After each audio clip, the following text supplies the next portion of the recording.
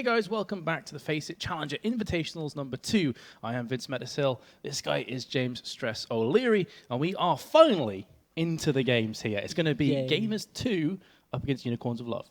Yep, it will, and this is going to be a really interesting series because those of you that aren't familiar with Unicorns of Love and didn't catch FACEIT Invitational number 1, Unicorns of Love were 2-0 Cloud9 in the first round, and again they're met with stiff competition from Ocelot's Gamers 2, who recently announced their Gamers 2 sponsorship as well. So we were kind of at one of those situations where, what do we call him? Is it Triple LOL? Is it Ocelot World? No, it's Gamers 2.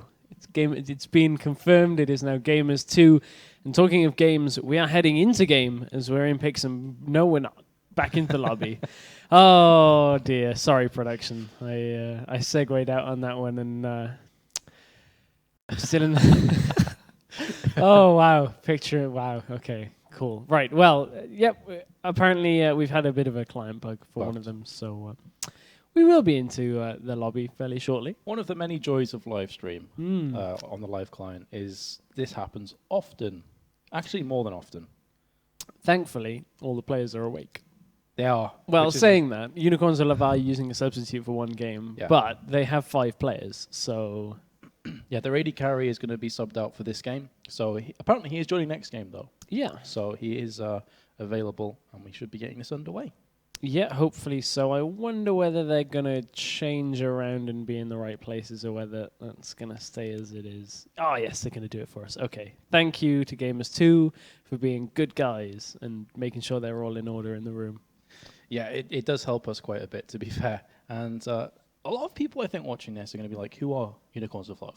Yeah. Now, we've seen a few of these players in other teams. For example, Animate, Vivisachi, there's their top laner. Yep. And they are a really good team, it has to be said. As you mentioned in the previous tournament, they actually pulled off somewhat of a upset and played very, very well. Yeah, I'm casting my mind back. They went 2-0 over Cloud9. And then went one game up against SK Prime. Yeah. At which point SK would, in a very close game, come back in game 2 and then win game 3 subsequently to end up taking, I think it was second place in the whole tournament. Yeah. So, I mean, Unicorns of Love have looked pretty strong previously. Haven't seen them too much since, but we'll see how they can contend today. How they fare against Gamers 2, which they have really, really scarily good players across the board there that have come from a plethora of different teams. For example, JWoww is still renowned as one of the best top laners in the Challenger scene. He is, although plays a very different style to most top laners. That's one of the most important things, and you can see this reflected somewhat in some of the bans. The Kazakhstan is almost certainly towards JWoww as a player. It has been played in the jungle a lot, but that's one of JWoww's champions that he's like, give me that, I will carry on that the entire game long. Similar to Jax as well, is another high priority pick for him up in that top lane. Pantheon will be the final ban, and that's going to let through Yasuo, which is instantly locked in. Yeah, and Yasuo, as you were mentioning before, is regarded as being a very, very strong mid lane champion. It's quite versatile, can be played in other roles as well. We've seen it at top, for example. So it's going to keep them on their toes. The fact that Vivisachi has picked it up as well could very well make Gamers 2 think, where is this going to be played? There's a lot of options here, and now if you're Gamers 2, you've got to do damage control. There are options available for the jungler, such as Wukong, which synergizes incredibly well with Yasuo, but to take away Wukong here allows Elise through. And now Elise has, although there's not a lot of synergy with regards to the ultimate, Yasuo-Elise duo have so much kill potential, so much maneuverability that I think this was mentioned on LCS yesterday, that Elise and Yasuo is a high-prized duo as well. So they're going to lock in Elise as well as Annie to pick up 2 big, strong picks for Gamers 2 here. But what will Unicorns of Love answer with? Well, it's definitely... Well, the answer to your question is very confidently. Wow. So I was going to say Lulu mid, and then Orianna got locked in. So that would suggest that Lulu is support instead. Yeah. I was very much the same. Is Lulu mid would make a lot of sense. We've seen that so much. Both have been locked in. Okay, so by the looks of it, that's a Yasuo top, which coincidentally JWoww attempted to play previously in game number 1 against SK Prime in the FACEIT Challenger Invitational number 1, and it didn't go well for him. He's going to be facing that here. So it's Yasuo top, Orianna in the middle lane, Lulu in support. That's pretty different from what we've seen recently. It is definitely changing the meta around a fair bit. But as you said, with JWoww attempting the Yasuo top before, surely he's going to know the pitfalls of this champion. He's going to know what the limitations are. Yeah, and this plays into his hands because Jay hates being forced into picking a tank top against a tank top because it's not his playstyle. As soon as you abandon tank top laners, you're able a little bit better to contend with a couple of other picks. Now, he looks like he wants to pick up Trundle here. They've locked that in, which I'm wondering how that's going to do against a Yasuo lane. I mean, Trundle can trade very well and is one of the best duelists in the game. I just haven't particularly seen the Trundle-Yasuo matchup before. When I think of Trundle, I'm thinking of going against tanky top laners that you can subjugate and steal their resistances and such with. So against a character like Yasuo, that's really interesting. I'm not too sure how it's going to pay out for him, similar to what you just said before. But Trundle going into mid to later stages of the game will just become an absolute monster to deal with. Yeah. So they have to keep him on control. Yeah, they definitely do. And we mentioned earlier that Wukong available has incredible synergy with Yasuo. When you take into account the Cyclone knockup, I believe also Shockwave, the displacement, allows you to combo Yasuo's ultimate and the wild growth from Lulu. Yeah. There's a lot of different tools that can be used here to actually initiate that ultimate and catch as many people off guard as possible. So Caitlyn and Wukong have been locked in. Now, Caitlyn Lulu is a very heavy push lane.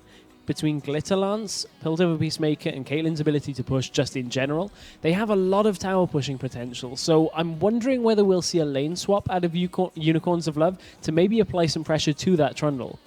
It's very possible. Definitely is. That would be one way to control him. It's just to starve him completely of minions. And then it's a question of how much does Yasuo get punished from that, which again is not something we've seen all that much in Yasuo top lane, is we haven't seen his 2v1 ability. Well, I would say he does have a bit of range. He can fire out the whirlwind. But apart from that, he's going to be quite susceptible to a lot of poke damage as well. And when you've got Lucian especially. So Nidalee, the last Speaking pick. of poke. Yes, that is a lot of poke. Yes, that's... As you saw in the previous game. Yeah, you saw in our viewers game how much poke Nidalee comes out with. But we'll end up seeing the swap arounds, and I think it's fairly straightforward where the champions are going to go here, now that we've seen our top laners locked in. It's a little bit different, and I'm looking forward to it. Me too. I always love seeing something that's slightly out of the ordinary. I mean, these are all champions that are viable. Yes. It's not like we've got some random Heimerdinger or something that's been locked in.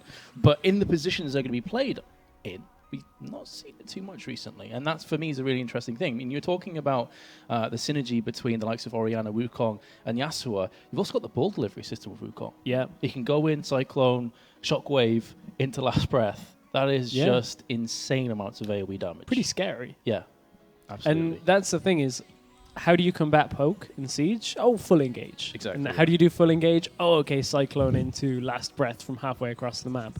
Another interesting thing as we're heading into the delay period is we've seen a lot of Lulu mid because of her strengths in the way she scales, her health, her shielding, the slow from Glitterlance. I wonder whether the change to Frost Queen's claim and that line of support items is actually going to bring back some of the viability of Lulu in a support role, because her passive lends very well to harassing, as does Glitterlance. The shielding ability is, of course, as useful as always was on Lulu. So I wonder whether you'll get that extra gold generation and then can kind of almost mimic, not quite the strengths of AP mid Lulu, because you're not getting the same amount of farm, but you're getting more itemization. Everyone's spawned over. And speaking of Lulu and Orianna, like we said before, initially we thought could be Lulu mid, turns out not to be. How do you feel the Orianna Nidalee matchup is going to go in mid? I think it's pretty much one of the most difficult lanes to do anything in for either party, because Nidalee is pretty good at escaping ganks post 6 and can jump out of Shockwave fairly easily. Also doesn't have a lot of damage early. So it's one of those things that Orianna kind of is going to have a little bit better of an early game, but as long as Nidalee plays pretty safe, not too much is going to happen in that lane. And this is just what we've seen again out of mid laners so consistently, is mid laners that just kind of are there for the early game, and then mid-game in the fights start becoming a lot more prominent. So you see Oriana with the Shockwave. That's where she's going to be most prominent. Nidalee with sieging a tower is going to be incredibly efficient at doing that. So it's one of those things that mid lane is fairly standard and fairly cookie-cutter, to be honest. And normally when it's that case, it's really about the jungle intervention. Yeah. It's about where do the ganks come from, how strong are they, how successful are they. On the side here of Unicorns of Love, Wukong pre-level 6 has no CC. Like, he can slow you down slightly, but he doesn't have an out-and-out stun. Yeah. Cyclone comes in, then you can knock Nidalee up, but by that stage, Nidalee's 6 as well. So escaping should be quite comfortable, and apparently our game is just quick. Yeah, I'm hoping we can get back into that. It looks like they had a little bit of an issue getting into the game, so it looks like we are going to be remaking that lobby and going through that pretty quickly. Well, yes, he's creating a new custom game, so that's exactly what's going to happen. So we are just going to have the same picks, same bans, I believe. I think that's how the rule set goes. Yeah, it should be. Everything should stay the same. I have a feeling... we haven't had confirmation on this. I just have a feeling it may be one of them had the wrong runes or something on. Yeah, that definitely is possible. Which I wonder how far the game got in when you take into account delay period, and I think they probably would have paused right at the beginning of the game. Yeah, I think so. I think the time kind of just works out around that time. As we're trying to get confirmation, but I believe that is in fact what happens. And now the game is full, but we'll get into this. Runes bugged. Ah, yes. Okay. Yeah, I thought it might be. Mystic stress. It is one of those things that I think everybody's had it. That you set the rune page and the mastery page, and you've clicked it once, and you're like, okay, I've clicked it. Yeah. But there's the bug. Click it twice. You know you've got to check that. The best one is when you load in like a ranked game. You're playing an AD carry, support runes. Not quite that. I actually loaded into a Rumble game the other day. I was playing with you. Yeah, it was. Yeah, we were playing this. We were doing, and I loaded into a game as Rumble with defensive masteries, which turns out it's okay if you miss every Rumble ult. Pulse was judging me. Pulse was specking us. I got one. All he did all game was rip into Stress's positioning of his ultimates. And to be fair, you hit like 1 in 7. I got the one. It was a nice, easy one in the Wraith Bush where, you just line it up. It would have been harder to miss. Rumble Ultimate is a difficult skill to hit, guys. I'm just going to say, you got to get the Vector, and you're on Smart Cast. To be fair, you did win your lane, though. I did. Well, I mean, if I had defensive masteries and died, I think I'd be a pretty bad player. Who are you against? I think it was a Renekton or something like that, I think. Yeah, sounds about right. I want to bring Rumble back, because Rumble is a fun champion. He is very fun, and he's very fun to cast as well, because he is a game changer. The Equalizer lives up to its name a lot of the time. It can bring teams back into matches that seem to be out of their grasp. And seem time and time again around objectives in particular, you just drop down the Equalizer and suddenly the fight's turned on its head. Yeah, I think Fnatic have been a team that have desperately tried to bring back double APs. Because, SOAS just prefers playing AP champions just in general. It kind of has worked, hasn't worked for them, mostly on the hasn't side of things. But they won last night. They broke their curse. See, the thing is, I don't know, because I was on a plane. I know. I caught it. My phone was dying, but I was like, it's either, if I get lost, I'll know where I am, or I'll just watch LCS. I chose LCS. I was on a plane until 11, I think, or 12. So by the time I landed, it was a Challenger stuff one. Yeah, which was good. Which Gamers 2 were playing, actually, against My Insanity last night, which was that game of where you landed. I was stood in the airport watching that game. You said they had an epic comeback. It was quite a long game, actually. I think it was something like 46 minutes. So, it's a good job for Ocelot they weren't in the first game of the day. Otherwise, they might not have been awake, which turns out What's your excuse? Seemingly wasn't a problem. But, that game last night, is kind of... You have to wonder whether it's going to be on the minds of Gamers 2 here. Because they fell behind in the early game against My Insanity. And I wonder whether it'll be the same thing. It'll give them confidence knowing that they can come back into games, for sure, because they did it last night. So even if Unicorns get an advantage here in the early game, they already know that they're comfortable playing in a comeback scenario. But, to win a game that you were so far behind, and they were significantly far behind last night against My Insanity, that's got to give Gamers 2 a bit of confidence heading into this game. It shows a really good level of resolve as well. Tenacity is another word that comes to mind. That if you're on miles behind and you manage to claw that one back, brick by brick, literally, and win the game, it just must skyrocket your confidence as a team, that you feel almost immortal, you feel unbeatable, that even when your back's against the wall, you come out swinging.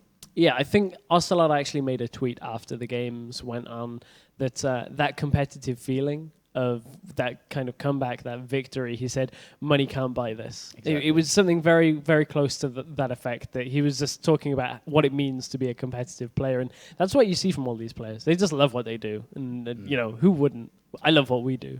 Yeah, exactly. It's awesome to be here in Milan, Italy, of course, and doing this awesome FACEIT Invitational. Just so good. And we're actually finally into a proper game. We are. That's the best part. Speaking of FACEIT, we've got about a minute left on the delay timer. So there's just enough time to mention to you guys that you want to head over to faceit.com and get yourself signed up for the FACEIT. I kind of want to say we're in open beta still. I know we were in open beta last time when we opened up, but it's available to you guys. It is now available on Nordic East as well as Europe West. So get yourself signed up and you can win some pretty awesome prizes. You can, for League of Legends, CSGO, and Quake. And it's 1v1s, 3v3s, and 5v5. So if you are a solo lone wolf player, you've still got some stuff to do over there. You can also accumulate FACEIT points, which you can then cash in and redeem for awesome prizes. Peripherals such as gaming mice, headsets, keyboards. And then if you manage to accumulate 5 million, well, props to you, good sir or ma'am. And you also get yourself a car. Yeah, you can exchange that for a car, which is pretty cool. I'm going to be honest. That's a lot of 1v1s to play. It is. But you know, if you can get a headset in a month, pretty easily, pretty quick to do that if you're a good enough player. I mean, of course, it is at every skill level, so you'll be matched up with the people of your skill level. So no need to worry about going up against XPeke or something like that. That's if you're like a bronze level player, when that can relate to other games as well. Silver player in CS:GO or whatever, you'll be playing against people of equal skill level, so you're not going to be putting against pros. You mean if your pulse is level? Pulse is level. You're also silver. No, I'm not as silver as Pulse. You're silver elite, and he's like silver 2. I've never seen somebody that silver. That's true. That is true. Whereas when I play with you on my Smurf, I feel I have to carry the burden quite a lot. I don't know what WH means, but people keep saying it to him. Wall hack. I know what it means. I just was going to call you a cheater on stream. It's not true. This is League of Legends, though. I know it is. It's There's no wall hacks in that. It's a game you can't get a wall hack on. Maybe fog hack? I don't think that's a thing, though, is it? I hope not. That would be bad in this situation. Neither of these teams would use that anyway. No. I guess the equivalent of a wall hack is that kind of Ocelot landing a perfect spear just through skill, through a wall, It's one of the reasons I love League of Legends, though, because coming from an FPS background where you think everyone cheats, or there's a high chance that everyone cheats, to League of Legends where I've never seen a cheat in League of Legends. No. I don't even know if they exist, to be completely honest. Whereas FPS, someone headshots you, wall hacker, aimbot. Yeah, you can just be like, no, you've got an aimbot. Whereas I've never seen your pulse get accused. I'm just saying. I should play with you on another Smurf and see how it goes. See, now, my skill level is going to go through the roof when we get the FACEIT P90, which is available. But we're heading into the game. This is League of Legends, of course, as we head on to the Rift for Gamers 2 going up against Unicorns of Love. Game number 1 here of our best of 3. Yes, the first proper game that we're getting into today, Stress. I could not be more hyped for this game. And Gamers 2 are going to be going up against Unicorns of Love in this best of 3 format, the winner of which will progress through to the semi-finals, I believe. Yes, they will advance to the round of 4. I had to kind of chuckle then because when you said excited, Paul said the same thing last time but said it in such a monotonous way that I was like, are you sure you're excited for this? I'm so excited. So happy to be here. Let's get it on.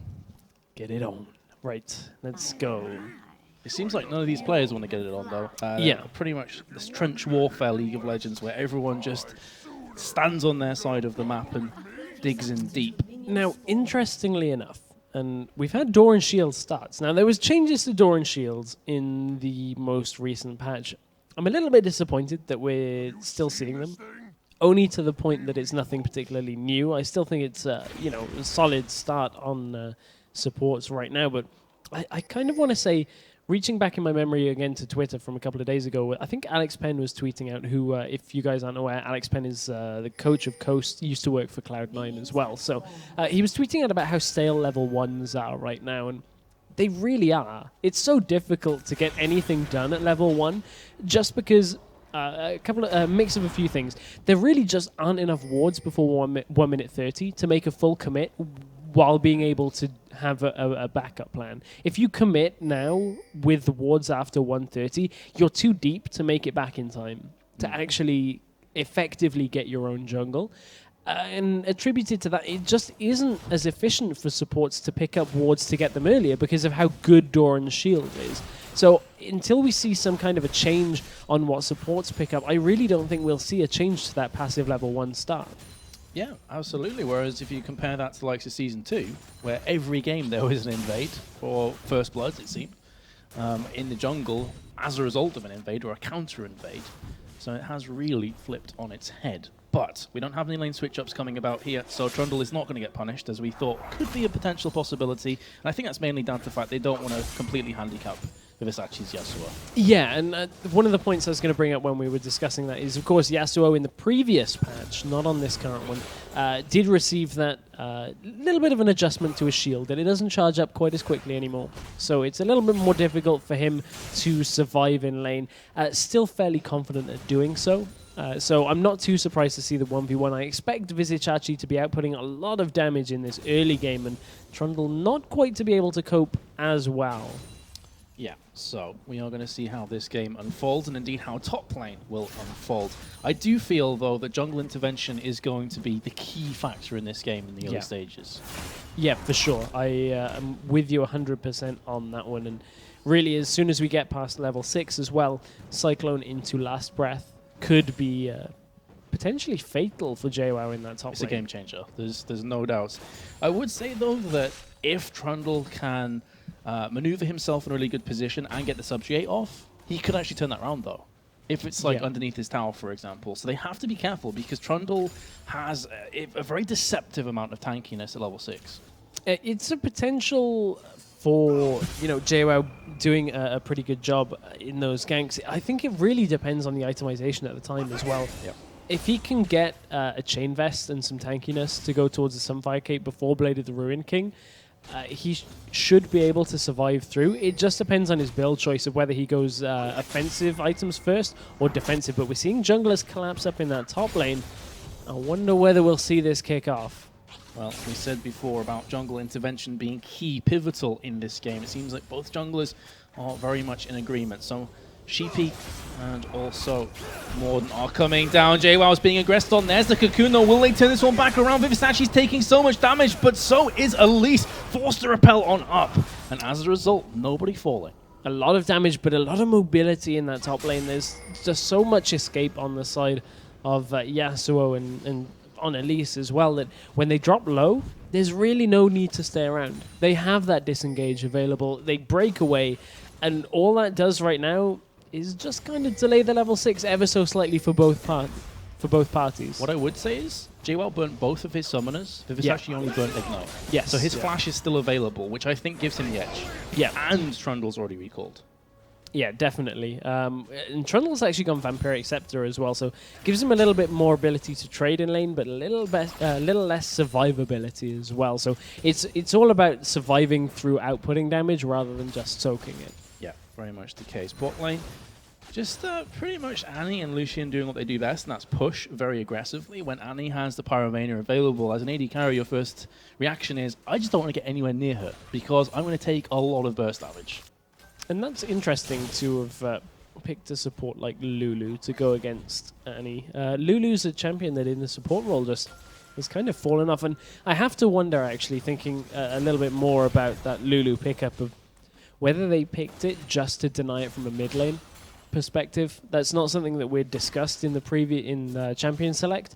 It's highly possible that they just pick it and play it safe. It's a very good point. Plus, I think another thing as well is going back into Season 3, Lulu Caitlyn was a really, really annoying lane to play against. The amount of poke damage, the amount of harassment that you got. But a good counter to that is having an all-out engager in the form of Annie there. and Lucian can really follow up on that damage.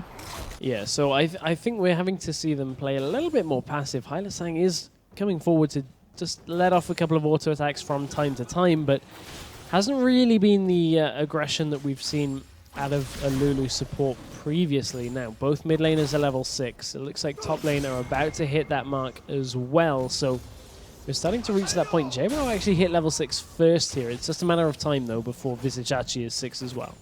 Yeah, question is, which of these junglers is going to try and make the next play first?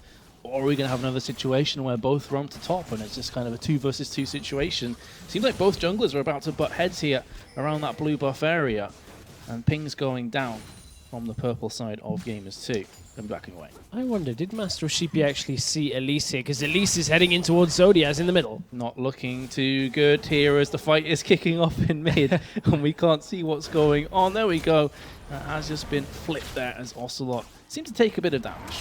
Nothing too serious. Yeah, it was okay. It looked like it was just a bit of drive-by there. Cocoon didn't look to have landed and couldn't really capitalize on that at all. But Vizicachi now level 6 in that top lane, trying to trade damage around, but there's a lot of activity going on around this blue buff area out of Gamers 2. They really want to pressure this one hard. They do, and look at Zodiaz's mana, has pretty much none, so that's going to take him by and large out of this situation. Master Sheepy is forced to flash away into Ocelot's claws, will be picking up the first blood. That's massive for Gamers 2, and they get the blue steal. Yeah, the blue going on towards Ocelot at this point is actually fairly significant. Means he can throw out those spears a little bit more frequently and land as much harass as possible. Now, here's the roam up towards the top lane out of Elise.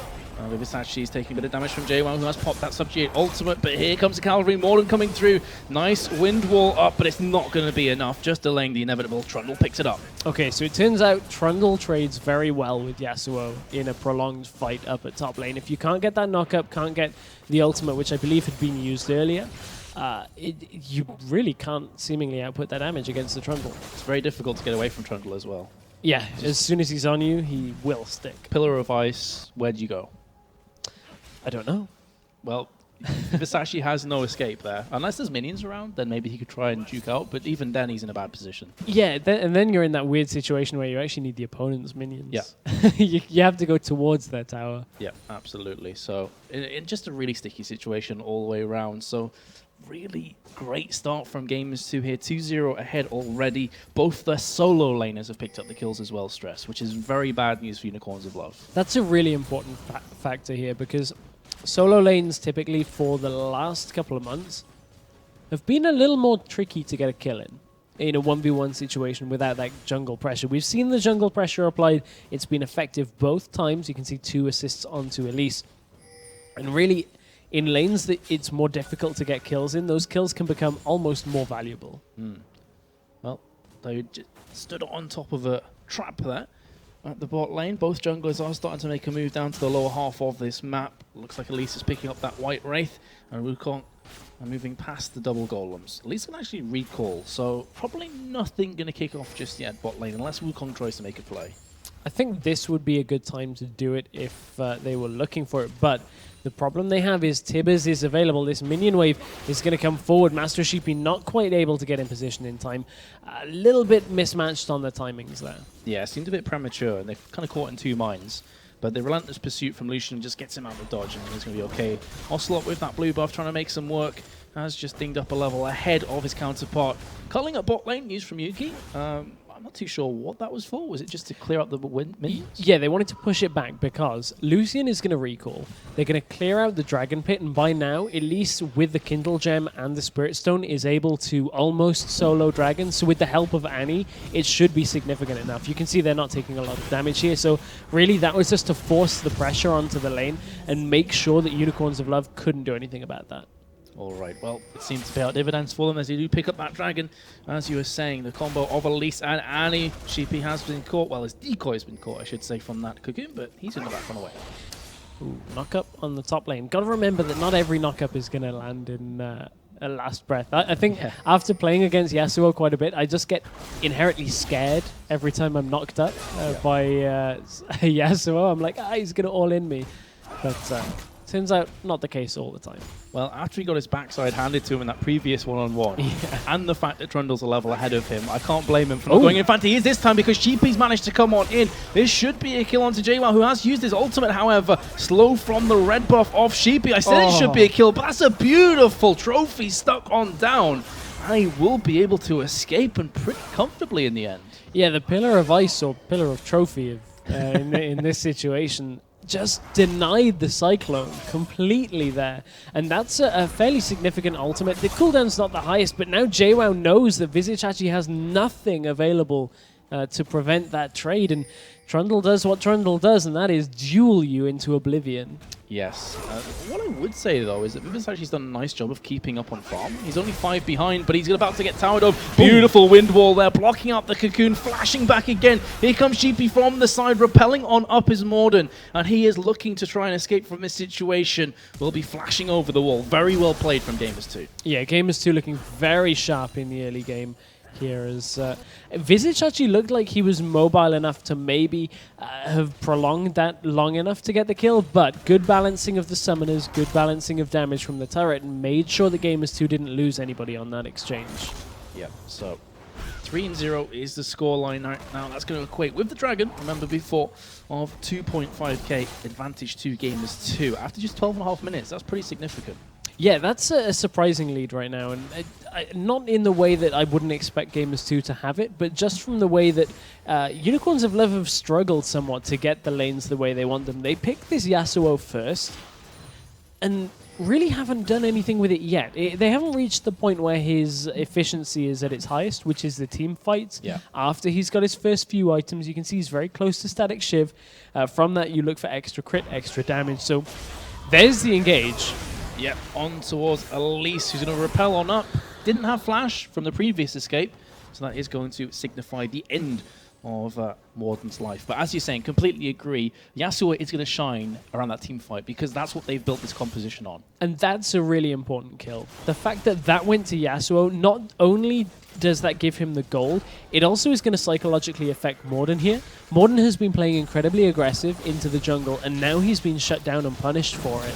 They have to be careful. There's the engage in the bottom. Yeah, Zevek's taking lots of damage, but the Wild Growth was used from Lulu, keeping him alive. They have managed to force this one away, though, and you can already see that Lucian is starting to build up quite a nice CS differential there, just around 20 ahead of Caitlyn, who now has to back on away or risk being killed. Yeah, that's actually been a disparity that's been there for a couple of minutes now. Not something that I'd pointed out yet. Was kind of waiting to see if that got any larger and larger, but it has been there nonetheless, and really lends itself. And I have to wonder, Zevez has picked up the level 2 boots already. He should be able to give him a little bit of chase potential here, but again, this bottom lane gank isn't quite working out for Unicorns of Love. And something to note as well, as we said this in Champion Select, but I feel it should be mentioned again, this isn't Unicorns of Love main AD carry. Yeah.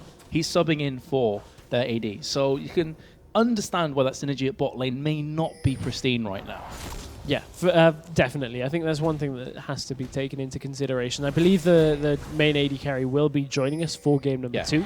So, you know, we will maybe see a change there, but they're not too far behind at all. He's caught it back up to 10 now with that extra time in lane, shoved the wave into the tower, so he's going to deny some of this CS from Lucian as well. So, you know, this will go back and forth on that disparity in the bottom. The thing is, though, that small disparity now has equated into a Bloodthirster on Lucian first, and that's a big, big upgrade on the BF Sword and Vampiric Scepter of Caitlyn. Yeah, he's going to be able to farm that up now over time. We'll get the additional bonuses from having the completed item. So, as you said, a big, big difference. And Morden was waiting in the bush there. Clone is the one that catches the cocoon. So, Morden planned a trap there, but they're just going to back on out. Yeah, Sheepy's been doing that all game. He seems to be on point with his decoys, constantly blocking out the cocoon, keeping himself alive and safe. Let's look at mid lane. Pretty much dead even on CS, and I have to give massive props here to Zayud's because Dodiaz, sorry, because you have to remember, Ocelot picked up the first kill, and he also got the first blue buff. Orianna had no blue buff this game. Yeah, that is true. One thing I will kind of attribute that to is Orianna's farm.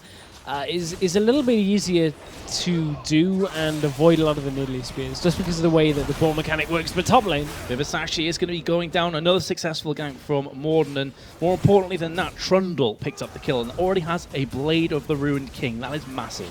Here's the push down into bottom. The Master of Sheepy is here. Yeah, trying to make amends for that top lane. Oh, very close to Yuki actually duking out of Annie's cover. Will be falling down. Daoud now is the next player with the bullseye painted on his backside. Will be falling. So a global 2-for-1 trade. And a turret went down in the top lane in favor of Gamers 2 there. So overall, they maintain a 2,000 gold lead. Yeah, and I think they're actually going to be pretty happy with that, unless this tower goes down. Even then, it's not necessarily the end of the world.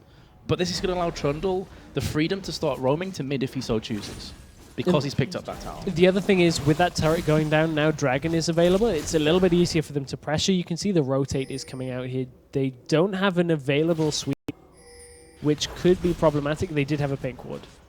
Oh no, wait, sorry, that's a Gamers 2 pink ward. Yeah, it is. So that could end up coming into a big play from Gamers 2. Nidalee is coming around from the side, so if they can poke this one out, alongside Elise, the Dragon has been picked up there from Orianna. Meanwhile, at top lane, Vivasachi, JWoww going at it. Here comes the team fight off the back of that Dragon falling down. Gonna be Yuki going in, picks up the first kill. And actually, that cancelled the shockwave, which is pretty significant in that fight. Lulu's gone down for the double kill for Lucian. It looked like Shockwave wasn't going to hit, but Vivasachi still surviving in that top lane. But here's a big push bot. Yeah, not in a great position right now. Caitlyn is definitely cornered in a precarious position, will be falling down, and now Sheepy finds himself in a horrible position as that javelin has landed. Lucian misses the piercing light. That's pretty significant, and takes a couple tower shots for his troubles. Yeah, Gamers 2 just juggling that tower aggro to try and land as much poke to try and pick up another kill. It means they're not going to be able to secure the turret yet, but with Lucian sticking around in that bottom lane, will push this last wave through and likely to get a turret for that, again, for Gamers 2. That would bring them up to 2 turrets for their lead. The culling has been used. They're going to shove that. Yeah, pretty much constantly been used as a minion clearing tool at bot lane from Yuki so far. So, that double kill has turned into a 3-on-1 Lucian, who is about 20 CS ahead, and has just picked up the Phage. So Lucian is getting massive in this game. And Phage obviously going towards Trinity Force, yeah. As, you know, that is standard Lucian build. Now, he didn't end up getting that bottom lane turret, and almost at 3,000 gold is the difference. And we look at the itemization on mid laners right now, and Ocelot's picked himself up a Rabadon's Death Cap. That kill has gone a fair way to giving him that difference, and of course has skipped out on the Sorcerer's Boots already because, of course, Nidalee has a lot of mobility, can get around fairly quickly. Looking up at top lane, Master Sheepy's heading into the top.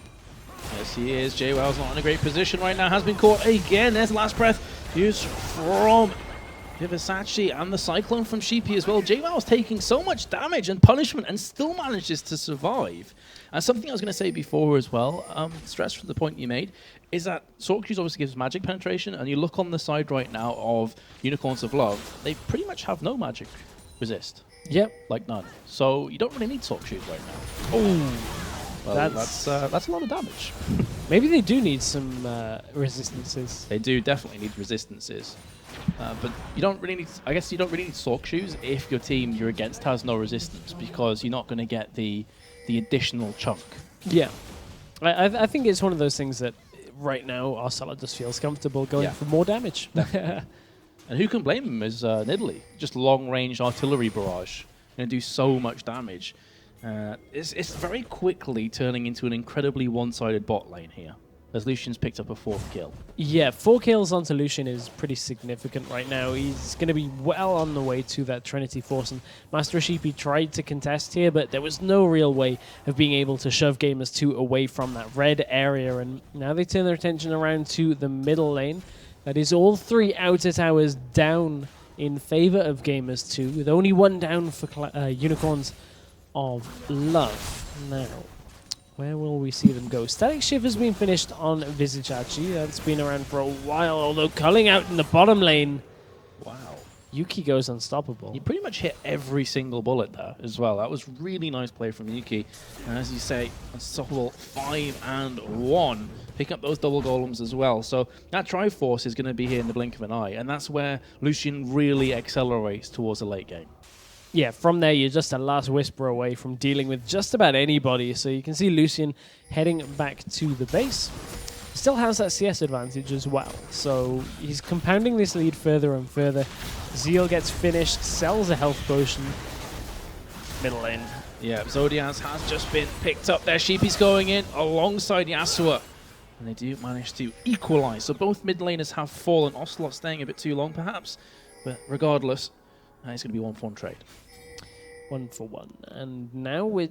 You know, I'm wondering where Unicorns can go from here because they need a team fight, and it looks like it's boiling towards it. They're trying to get away, though. Talisman of Ascension, beautiful. Tibbers comes in, locks up both those players, and that is going to be Yasuo just getting obliterated. Morden is now chasing after Sheepy, doing quite a bit of damage himself. Piercing Light not able to connect, but they have forced away Wukong and picked up a kill. That's another important kill picked up there. They're just keeping Yasuo as far behind as possible, and 5 and 1 onto Lucian, 3-1 Morden. It's so difficult now to stop a couple of these champions from the position they're in. 5,000 gold is the lead here. And now we're looking to start to get to that point where more and more objectives could end up tumbling in favor of Gamers 2, and they're looking on point today. They're definitely moving in the right position to snowball this game out of control quickly. It is reaching terminal velocity at this point in the game. And you have a look at the kills, the way they've been, what's the word I'm looking for here? Dispersed across the opposite team. 2 for Yasuo, that's fine. 1 on Wukong, 1 on the support. You don't have any on your AD or AP carries. That's quite a worrying sign. Yeah, and of course, you really do need them at this point on those damage dealers. It's so difficult to come back with damage dealers that are behind. When you take into account that a Trundle now has the Sunfire Cape, he's going to be difficult to deal with. Elise now has the Haunting guys alongside the Ancient Golem. That's difficult to put damage on, let alone the fact that the needlessly large rod's going to be outputting even more damage as well. It's just a case of Unicorns of Love have to get some good fights here. They've got a team fighting composition, but haven't been able to get to the team fights. That's the problem with that comp. It's so reliant on a very specific way of playing. And if you can't do that, if the enemy stops you from playing to your strengths, you're pretty much out the game. And that's what we've seen. That Gamers 2, they've managed to maneuver themselves around the map in such a way that they've never allowed Unicorns of Love to actually full-on engage them in a 5v5 fight. And now the siege begins. And Gamers 2, this is where their composition will start to rear its successes, as any composition with an Idlian is very difficult to deal with when they get into siege mode. Yeah, very much the case. And you can see right now they do have the wind wall at their disposal, but that's not going to be a consistent factor, and the javelins will be coming up off cooldown quicker. So it's going to get to that stage where I feel Gamers 2 can probably 4v5 siege in mid with Trundle like split pushing top. And that's going to be a very real threat for Unicorns of Love to have to deal with. Yeah, and then you wonder who can actually deal with the Trundle, and I don't think right now there's anybody that can.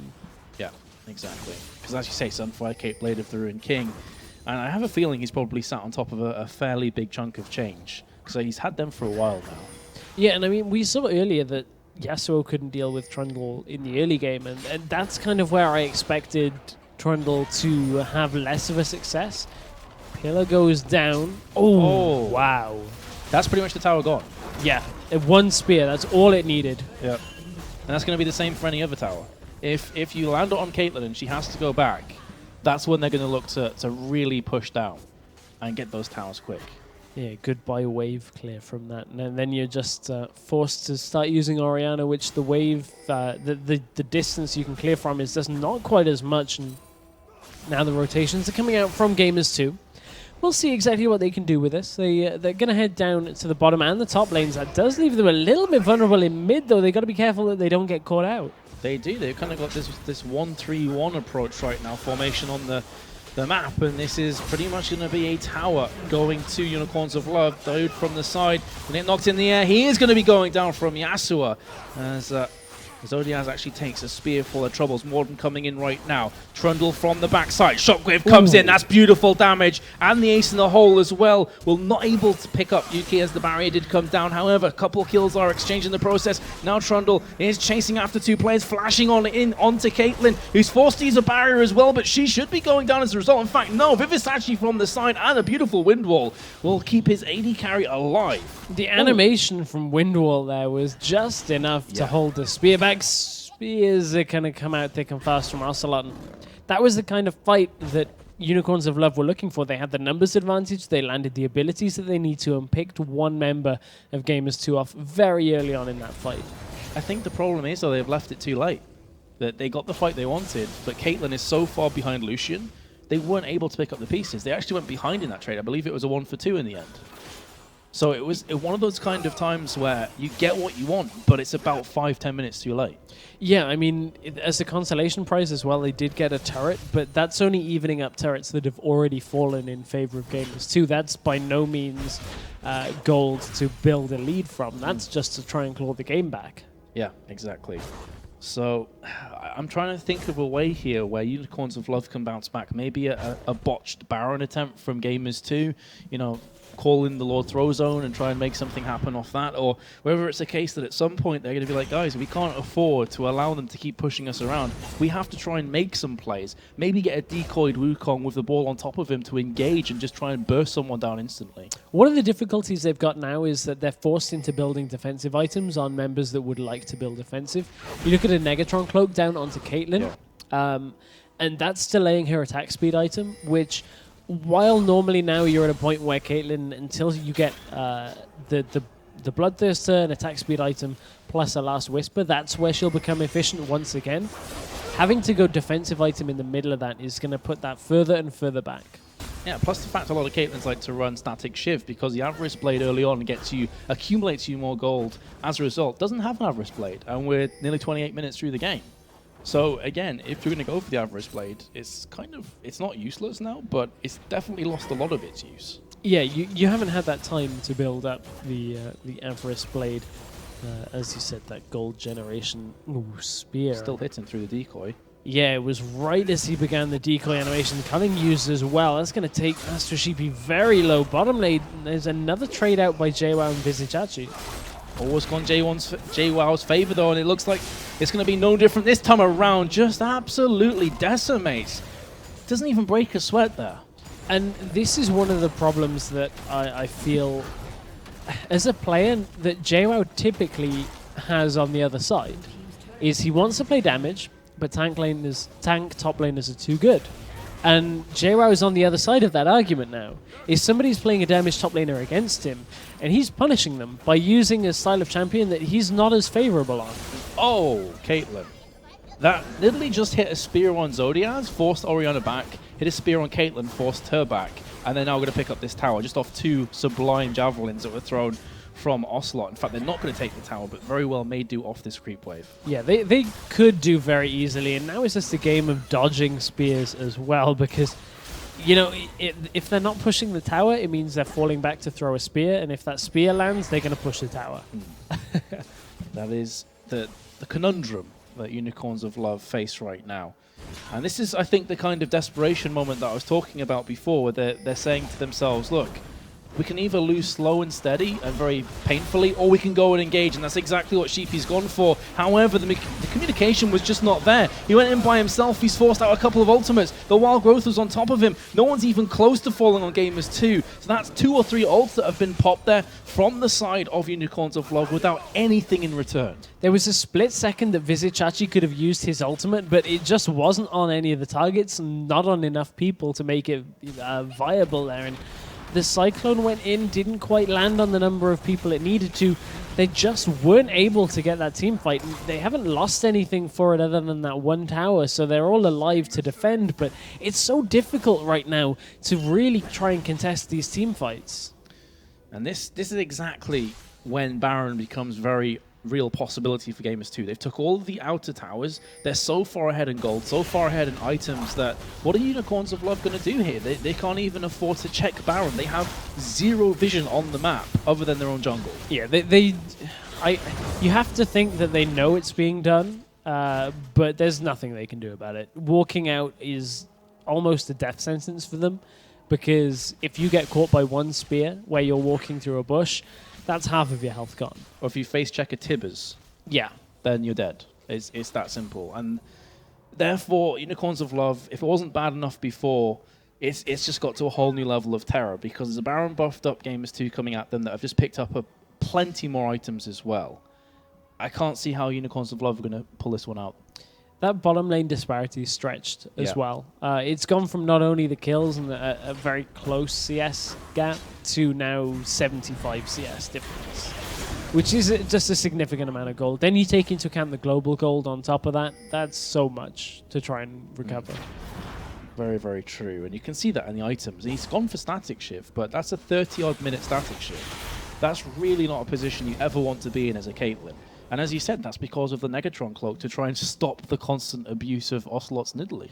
Yeah, it was kind of one of those damned if you do, damned if you don't situations, because you can't... I mean, you can dodge spears, but that takes a lot of effort. Like, even then, it's not 100%. So, of course, you don't want to get hit by them, but let's at least make them do less damage, but that makes you do less damage. And it's very difficult to dodge as Caitlyn as well, because there is a slight delay when you use your 90 caliber net to push yourself in a direction, and by that time, Javelin's already hit. Yeah, and again, the siege is back on, but there's a flash. They're going in, and Diode seems to be the player of choice, but he's the support, and you've burnt so many ultimates to secure that kill that now the re-engage comes on from Gamers 2. Nice shockwave will be taking Yuki down as he gets polymorphed as well, courtesy of Lulu, but here comes the JWoww Pain Train. He's chasing them down 2 for 1 trade so far, but it's the support. It's going to be at least 1 inhibitor falling, potentially 2. And going all in on Dude there is just not what Unicorns of Love need in these team fights. That's 2 inhibitors falling, and I wonder, those spears. Visitachi's wind walls have been very good at blocking those spears, but when it's not available, there goes half your health. That's what I said. Cooldown for Javelin comes up way before wind walls, so you cannot block all of them. And Ocelot is just constantly spamming these away. In fact, this could be all 3 inhibs. It will be. I mean, there's no reason why it shouldn't here. There is the respawn here, so I guess they don't really want to fight this 5v5 or 4v5 as Dude is in that top lane, but it will be the 3 inhibitor towers falling. Better safe than sorry. You have 2 couples of super minions pushing through mid and also bot lane, so you don't have to worry so much about that. You can kind of regroup, recoup yourselves and come back stronger, as Nidalee and also Elise are recalling right now. And it's just phenomenally built up Nidalee. Void Staff, Rabadon's Death Cap, Needlessly Large Rod could very well be going into a Zombie's Hourglass just for extra comfort. And not only that, but a Trundle that how do you kill? Yep. Blade of the Ruined King, Spirit Visage, Sunfire Cape, Warden's Mail. You name it. He's got it. Has yet to die, and he's always taken point in fights. Yeah. Always been the first one in, the last one out. From the beginning of the game as well. He initiated the trades early on and won them. And often in 1v2 situations, because Vivisachi was camped for quite a bit by Morden, the retaliation from Sheepy was to come and try and even the odds, and Trundle still didn't die. So again, you're using a lot of your resources, your global presence to kill a guy, and you haven't killed him in 34 minutes.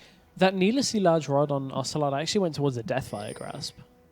Wow, okay. So, I mean, they're clearly looking to use that just to chunk down. I would have to assume it'll be Master of Sheepy. He's the only one that really has started even building any kind of health.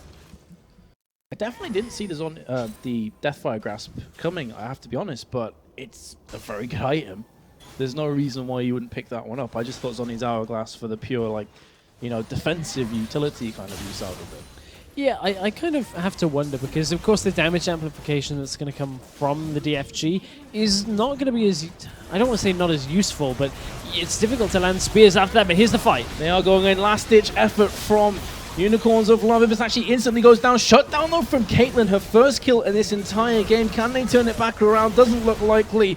It was a very minor success in what is a complete failure of a team fight, it would appear. Sheepy is going to be going down as well. That is going to leave the Nexus towers very vulnerable. Super minions coming in aplenty as well. The Nexus is being attacked from JWoww. Here comes Daoud and also Ocelot from the side, firing in the javelins. This is going to be game number 1, going to Gamers 2. And they pick that up with a convincing performance here up against Unicorns of Love. And I mean, Unicorns of Love, we have to remember, are playing with a substitute AD carry. So it is a little bit different. They will, of course, be joined by their main AD carry in this next game. But that was convincing out of Gamers too. It was very convincing. Very much convincing. And I do wonder, though, a lot of that I feel was about bot lane. About Lucian getting to a point where he's 5-1 very early on in the game and he was difficult to deal with. Also Trundle at top. So from Sheepy's perspective, which one do you try and equalize? You can't be in two places at once. Well, you can with Wukong, but not that far apart. I think, I'll be honest, you have to equalize that in Champion Select. The Yasuo pick was good. Always will be, if he's available, because of how strong that champion is. But from there, being forced to put him in top lane, or choosing to put him in top lane where he's not as well experimented, I don't know too much about that blind, because you leave open quite a few picks that are pretty strong still in the meta. And that's what we saw coming out there. So, good news for Unicorns of Love. They're going to have the AD carry back for this next game. But the bad news is they're 1-0 down in the best of 3. Yeah. So no more mistakes. Yeah, no more mistakes. They lose this game, they're out. Yep, that's... would be unfortunate for them, but of course, we're going to find out how that game 2 goes as we head in towards game number 2, but we're going to take a very short break first as we get all the teams ready and into games. So we'll be back in just a couple of minutes here for the FACEIT Challenger Invitational number 2.